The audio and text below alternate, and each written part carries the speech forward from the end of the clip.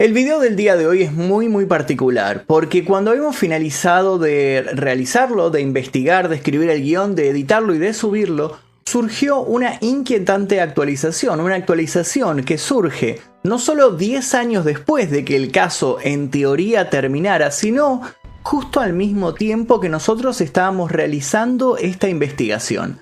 Por eso los invito a quedarse hasta el final porque añadimos, van a notar que hay una añadidura en edición de este video, algo muy interesante y que va a resignificar todo lo que investigamos.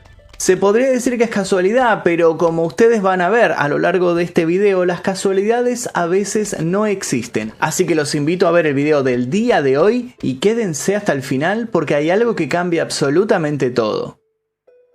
Un mítico programa radial mexicano de carácter paranormal es desde hace tiempo el eje de una escalofriante leyenda urbana, en la que se entrecruzan oscuras confesiones y un supuesto pacto con el diablo.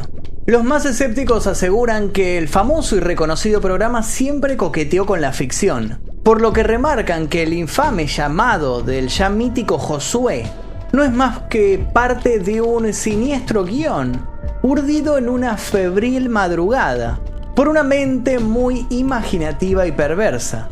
Otros, sin embargo, se muestran un poco más confundidos. Si bien también saben que el programa contaba con documentación apócrifa, sostienen que al menos una parte de lo ocurrido fue real. De una manera u otra, el tema sigue causando revuelo y los debates están a la orden del día. Pero ¿cuál es la razón? Una serie de sucesos que le otorgan a todo este hecho un aura bastante oscura. Casualidades que para algunos, por supuesto, no lo son. Ya escribió alguna vez el famoso filósofo Voltaire: la casualidad no es ni puede ser más que una causa ignorada por un efecto desconocido. ¿Pero está todo realmente conectado en este caso? Una muerte ocurrida en 2001 reavivó la pasión de los internautas y nuevas teorías salieron a la luz. ¿Estamos acaso frente a una maldición cuyos tentáculos y consecuencias llegan hasta nuestros días? ¿Qué es verdad y qué es ficción cuando hablamos de la misteriosa muerte del conductor de la mano peluda? Antes de comenzar con este caso, les pido por favor que si les interesan estos videos, dejen su like, se suscriban y dejen algún comentario. Puede ser absolutamente cualquier cosa, pero todo esto ayuda para que el video sea recomendado por el algoritmo de YouTube. Así que pueden comentar un punto, una coma, una letra, cualquier cosa, pero llenen la casilla de comentarios.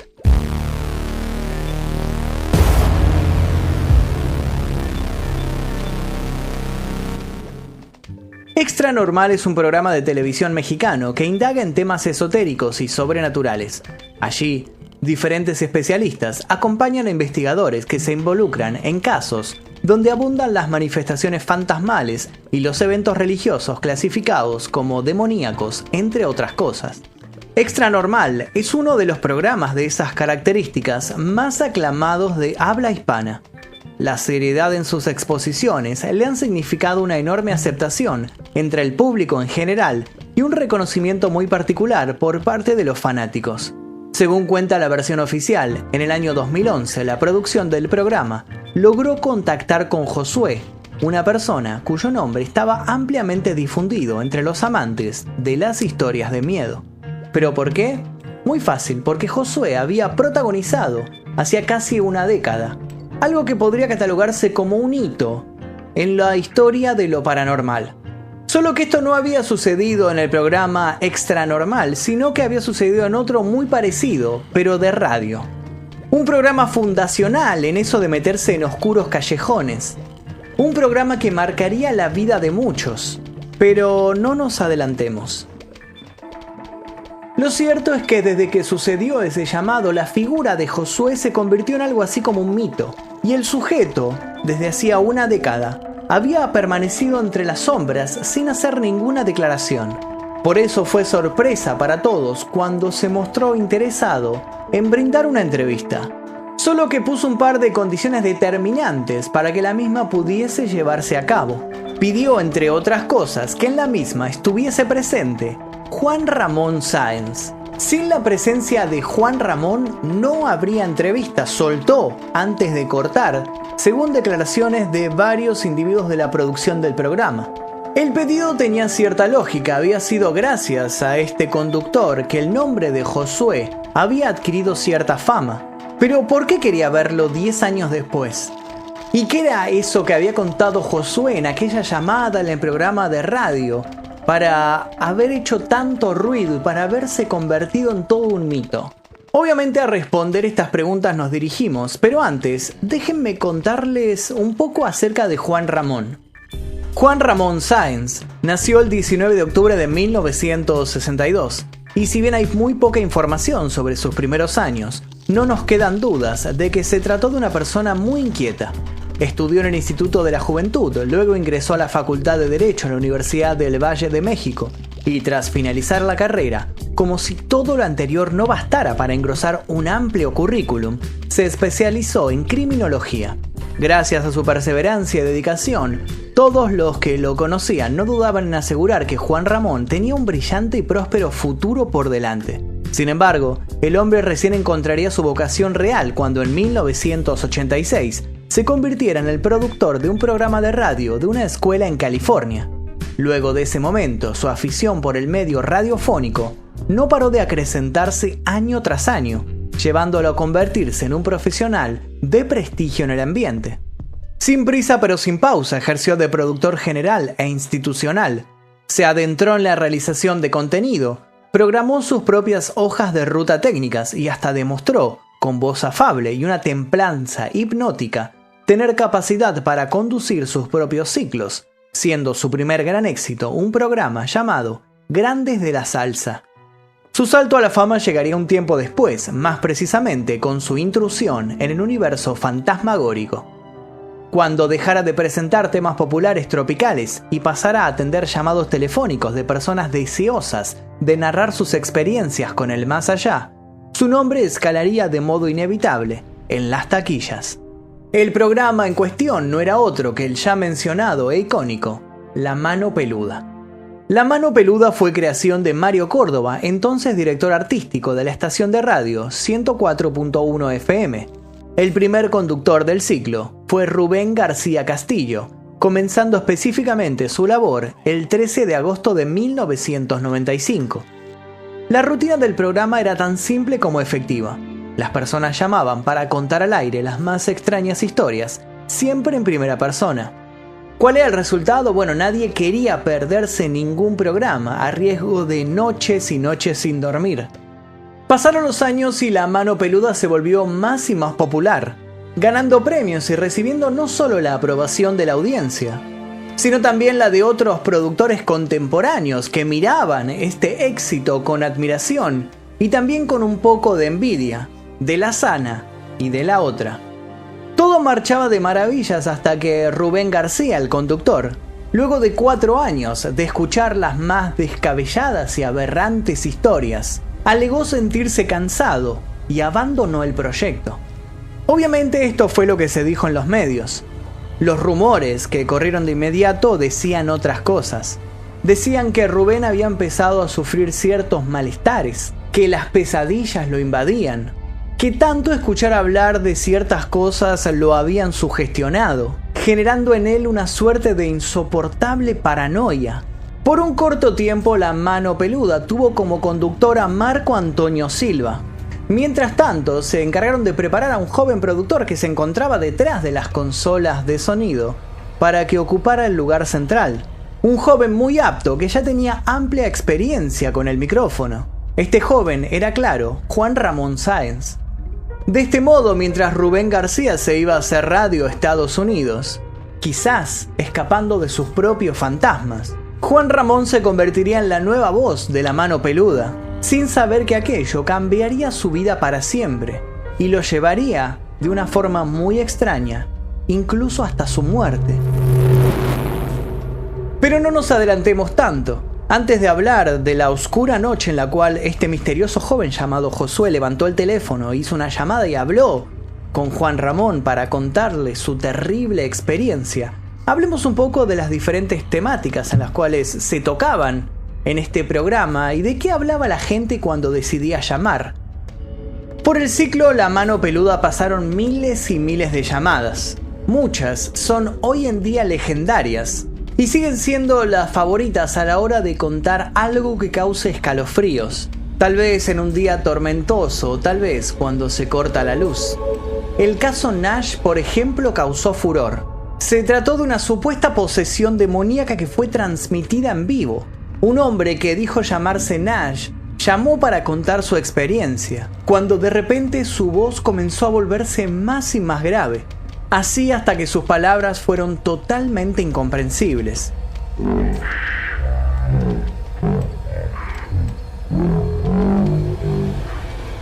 El caso de la casona de Fidel, por ejemplo, fue otro bastante icónico que hacía referencia a una casa en donde supuestamente habían ocurrido ciertos asesinatos rituales.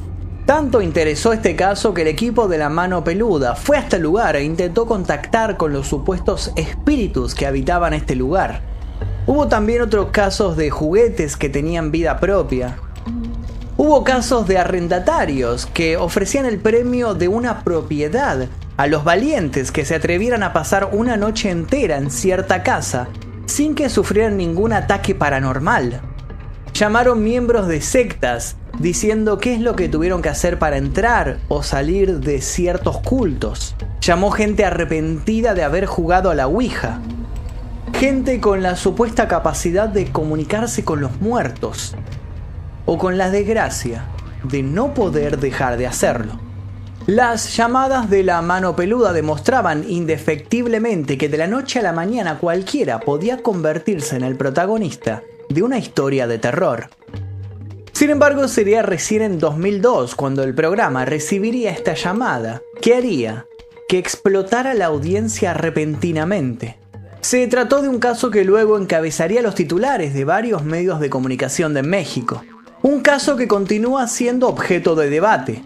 Todo comenzó cuando, como de costumbre, Juan Ramón levantó el teléfono y del otro lado se encontró con una voz joven de alguien que decía llamarse Josué. Josué Velázquez decía que tenía 20 años y que llamaba desde Monte, California. Sin perder tiempo, el joven contó que a muy corta edad había cruzado la frontera de México a Estados Unidos con su madre, con sus hermanos y con su abuela, intentando escapar de una crisis económica, buscando alternativas en tierras norteamericanas. Josué relató sus peripecias intentando buscar un empleo digno, plan que fracasaba sistemáticamente una y otra vez. Pero todo cambiaría drásticamente cuando llegara a manos de este joven un libro de magia negra. Al indagar en estas artes oscuras, Josué había llegado a la conclusión de que tenía que contactarse con algún ser del inframundo y que de esta manera él iba a conseguir los beneficios materiales tanto para él como para sus familiares. Poco a poco siguió adentrándose en la oscuridad. Visitó brujos, aprendió latín, griego y hebreo, y de esta forma dijo entender mejor los conjuros. Entre tantos textos logró descifrar uno y fue así que logró invocar a Lucifuge Rofocale, una fuerza del Averno que le prometió ciertos beneficios a cambio de algunos sacrificios. Le dijo además que le otorgaría un anillo de dominio, donde iba a tener encerrado a un ser que le otorgaría siempre sus deseos. Obviamente todo esto siempre y cuando ninguno rompiera su parte del pacto. Lo primero que pidió este ser fue el alma de algún ser querido de Josué. Fue entonces cuando el joven, comprometido con su causa, tomó la decisión de asesinar a su abuela, luego informando a las autoridades del fallecimiento como muerte natural. Posterior a esto, Velázquez empezó a recibir recompensas. El dinero empezó a llegar a su vida, pero siempre con una condición. No debía ser utilizado para hacer el bien. Pero ¿acababa este oyente de confesar un crimen en vivo? Los niveles de audiencia llegaron a picos jamás vistos. Y Josué siguió comunicándose con Juan Ramón, siempre hablándole de los designios oscuros a los cuales se enfrentaba. En una de estas tantas llamadas, Josué dijo que había hablado con los entes y que estos querían muerto a Juan Ramón Sáenz, precisando obviamente que él no lo quería así. En la misma llamada se lo escuchó a Josué atemorizado. En ciertos momentos de sus comunicaciones podían escucharse voces graves, gruñidos distorsionados y carcajadas que resistían y se burlaban de las palabras de un predicador cristiano que decía estar orando por el alma del joven.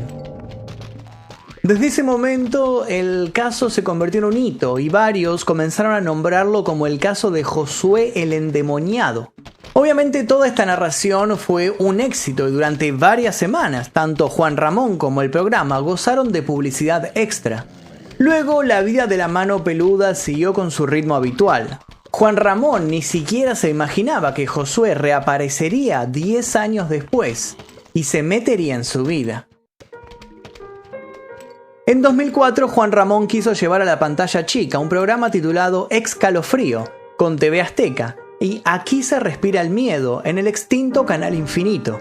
Después de algunos meses y con un rating bastante escaso, ambos programas fueron cancelados. Si bien el golpe se hizo sentir, Juan Ramón no se desanimó y siguió con sus proyectos. En 2005 comenzó a hacer intervenciones dentro del programa Hoy en Televisa. También participó del programa Cada Mañana y Venga la Alegría. En todos estos hablaba de temáticas paranormales.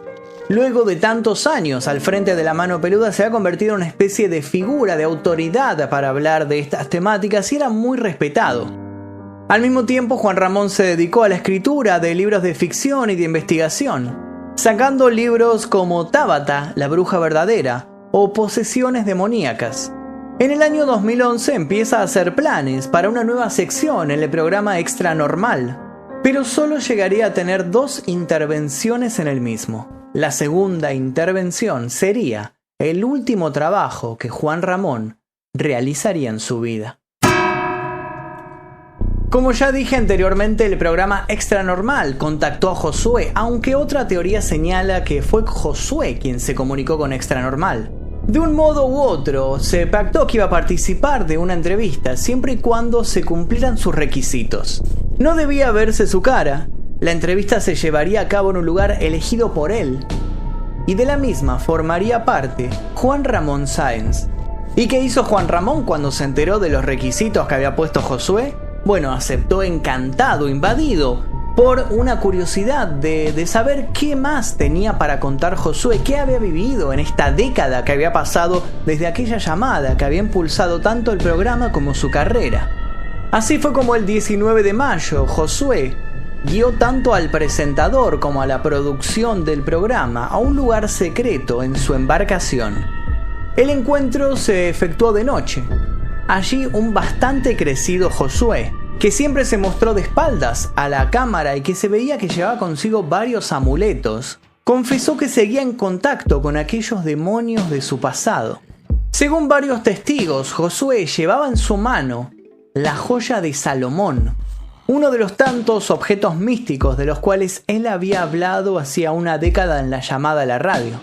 En esta reunión el hombre saludó a sus acompañantes con la mano izquierda, pero cuando llegó el turno de Juan Ramón cambió la mano, lo saludó con la derecha.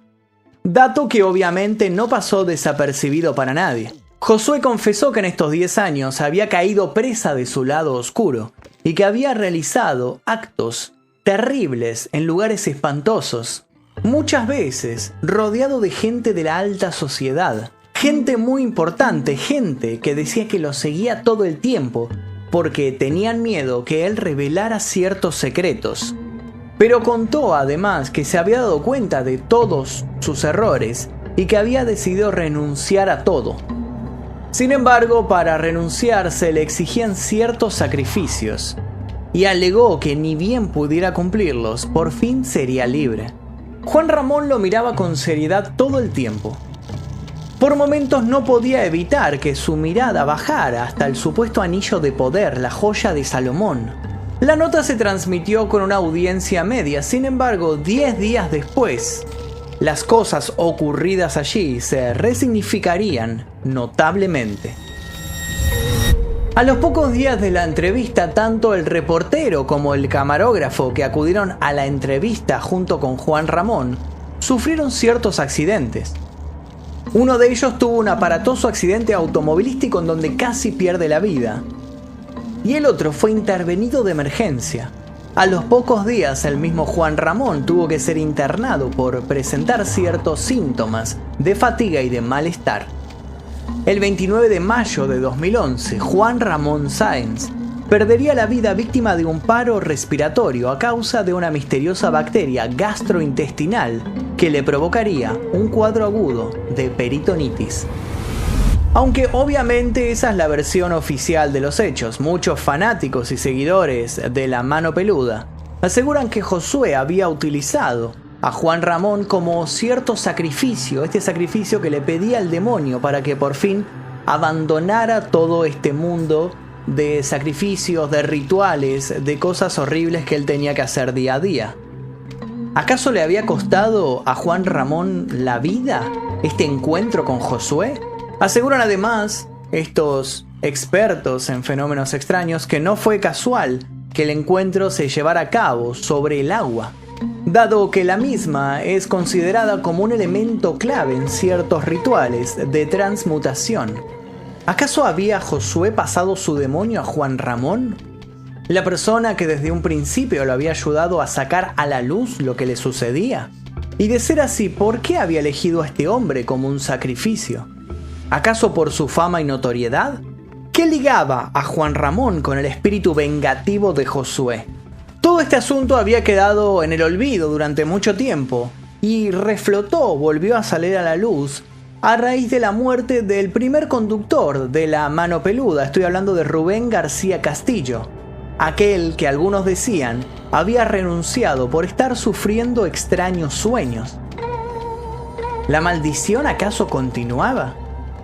El lunes 31 de mayo de 2021, casi exactamente 10 años después de la muerte de Juan Ramón, se dio a conocer el fallecimiento de Rubén García Castillo. Fue el director general del sistema de radio y televisión mexiquense quien confirmó en las redes sociales la muerte del comunicador especializado en temas de ocultismo y sucesos paranormales. Tras la partida de Juan Ramón, Rubén García había retomado el mando de la Mano Peluda, en el que permaneció hasta 2018, cuando él mismo dejó de emitirse por cambios estructurales en la cadena radiofónica. Debido a que ambos conductores habían fallecido a finales de mayo, con una década de diferencia, algunos usuarios obviamente relacionaron estas muertes y hablaron de una especie de maldición cíclica. Téngale usted más miedo a un vivo que a un muerto, había asegurado el conductor Rubén García Castillo en la última emisión de La Mano Peluda sucedida el 5 de febrero de 2018. Él siempre intentaba mostrarse escéptico, aunque algunos aseguraban que en cuanto había vuelto al programa, las pesadillas habían regresado. ¿Acaso sigue estando presente Josué detrás de todo esto? Bueno, muchos creen que sí. Incluso no quieren que se pase por alto el nombre del programa y la relación que tiene este nombre con todo lo sucedido. La Mano Peluda hace referencia a una de las leyendas más antiguas de Latinoamérica. Son muchas las generaciones que han crecido siendo intimidadas por sus padres o abuelos, quienes para castigarlos hacían referencia a esta horripilante mano cuyo propósito era agarrar los pies de aquellos niños que se levantaban por la noche de la cama y así llevárselos al más allá. Según dicta este mito, si los niños lograban escapar de la Mano Peluda, su pie quedaba repleto de heridas que debían ser curadas lo más rápido posible para evitar una dolorosa muerte. En muchos países han surgido explicaciones sobre la persona a la que pertenecía la fatal mano. La más popular es la versión que se da en Puebla, México, donde han relacionado esta mano con el señor Villa, un usurero que manejaba una casa de empeño. Se trataba de un hombre calvo, bajo y gordo, con mucho vello en el cuerpo, al que le gustaba llevar las manos repletas de gruesos anillos engarzados de piedras preciosas. Se supone que al momento de morir Dios castigó al hombre por su avaricia, secándole la mano. La noticia de la mano negra y peluda se publicó en el periódico poblano El Duende, alimentada por la versión del sepulturero donde fue enterrado Villa. El hombre mencionó que la mano del desafortunado se salía de su cajón a cada rato, como si tuviera vida propia. Entonces, el rumor no se hizo esperar, y empezó a esparcirse la leyenda de que la mano repleta de joyas y vello escapaba para cobrarse inocentes víctimas. Resulta imposible, luego de saber esta historia, no pensar en la mano de Josué, con su anillo brindado por el mismo Señor del Averno. ¿Acaso se trata de una simple coincidencia? Mientras muchos sostienen que todo esto se trató de un ritual que Juan Ramón Sáenz pagó con su vida para que Josué pudiera por fin librarse de sus demonios. Otros aseguran que, lejos de quedar por fin en paz, logró que la mano peluda se convirtiera en todo un mito, no solo por la calidad de su contenido y por las innovaciones realizadas, sino por haber demostrado en carne propia por qué a veces es mejor no meterse en ciertas cosas. Quienes sostienen que todo se trata de simples habladurías y quieren demostrar que solamente se trató de hábiles actuaciones, no pudieron conseguir hasta el momento pruebas que confirmen su teoría. Quienes creen que Josué es una persona y no un personaje, tratan de rastrearlo por cielo y tierra desde hace un tiempo. Sin embargo, hace más de 10 años que no se sabe nada de él. ¿Volverá en algún momento a aparecer? ¿Y qué sucederá si lo hace? Quizás todo sea cuestión de esperar. Tal vez un próximo capítulo de La Maldición esté pronto a escribirse. Hasta aquí llegaba la investigación que nosotros habíamos realizado, pero justo cuando estábamos por subir el video, apareció una actualización. ¿Y qué es lo que sucedió? Básicamente reapareció Josué en los medios de comunicación. 10 años después de que el caso se diera por cerrado, Josué dio la cara hablando en una entrevista. Dicha entrevista, por supuesto, levantó muchas polémicas, porque para algunos este es el Josué original y para otros no lo es simplemente un actor haciéndose pasar por él. De un modo u otro, en dicha entrevista, este Josué o no reafirma que todo lo que sucedió fue real y que le cambió la vida para siempre, y dice que ahora se dedica a analizar sucesos y hechos paranormales y sucesos oscuros. Se desliga totalmente de la responsabilidad por la muerte de Juan Ramón y dice que el conductor en su interior tenía una alta carga de energía negativa. Lo que llama la atención es que en muchos momentos de esta entrevista, él se ríe con una risa bastante perversa, por lo cual varias personas sostienen que todavía puede tener estos demonios en su interior. Dice que él nunca estuvo escondido luego de lo que sucedió, simplemente que nadie lo buscó de la manera correcta. De hecho, deja un contacto para cualquier valiente que se anime a hablar con él o hacerle una entrevista o conocer sobre las artes oscuras. Deja su mail, que es casagrimorio@gmail.com. Quien le escriba lo hace bajo su propia responsabilidad.